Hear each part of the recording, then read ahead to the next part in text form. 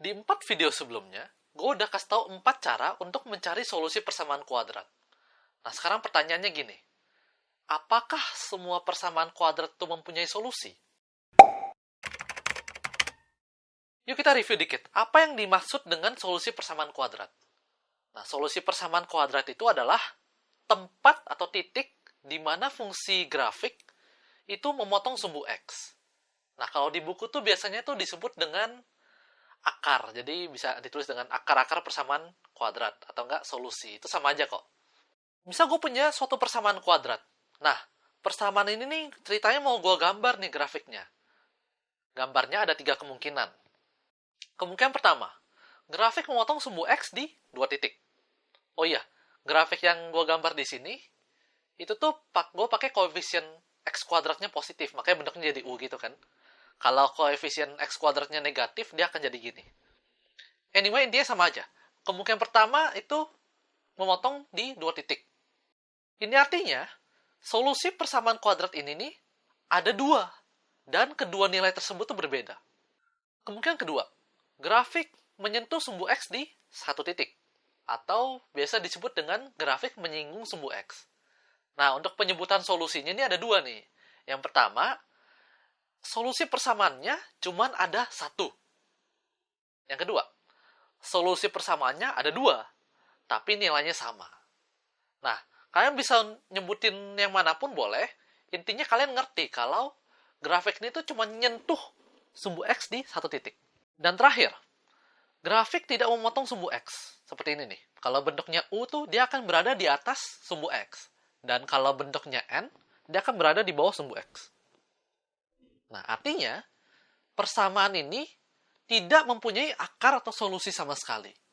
Nah, kalau kalian dikasih gambar grafik, kalian bisa langsung tahu nih, jumlah solusinya ada berapa? 2, 1, atau 0. Nah, masalahnya adalah, hampir semua persoalan, itu tuh yang dikasih tuh bukan grafik, tapi persamaan. Nah, gimana sih cara kita tahu jumlah solusinya kalau kita nggak punya gambar grafiknya? Di sini gue udah bikin grafik Y sama dengan X kuadrat min 4X plus 3. Gue pengen kalian fokus ke persamaannya ya, bukan ke grafiknya. Grafik ini nih cuman untuk biar mempermudah bayangan aja. Coba kita cek berapa akar persamaan ini dengan cara yang gue sebut cara nge-cheat. Masukin A-nya 1, B-nya min 4, dan C-nya 3. Nah, di sini gue mau kalian fokus ke bagian yang di dalam tanda akar. Karena dari sinilah kita bisa tahu apakah grafiknya itu memotong sumbu X atau enggak. Nah, sekarang lihat deh. Di dalam akarnya kan nilainya 4. 4 itu positif. Artinya, grafiknya tuh pasti memotong sumbu X di 2 titik yang berbeda. Kalau nggak percaya, sini gue buktiin. Kita hitung lanjut solusinya. Dapat 2 plus minus 1. Alias 1 atau 3. Nah, lihat deh. Di gambar grafiknya. Grafiknya memotong sumbu X di 1 dan 3 kan? Nah, coba kita ganti ke fungsi persamaan yang lain. Di sini gue udah bikin nih, grafik Y sama dengan X kuadrat min 4X plus 4. Kita pakai cara yang sama, tapi angkanya kita bedain dikit. A-nya 1, B-nya min 4, C-nya 4. Nah, di step ini nih, gue mau kalian fokus ke bagian yang di dalam tanda akar. 0 kan? Artinya persamaannya ini cuma mempunyai satu solusi. Dan grafiknya cuma menyinggung sumbu X, bukan memotong ya, menyinggung. Untuk cari tahu titik sentuh atau titik singgungnya, kita bisa tinggal lanjutin aja nih perhitungan yang solusi tadi.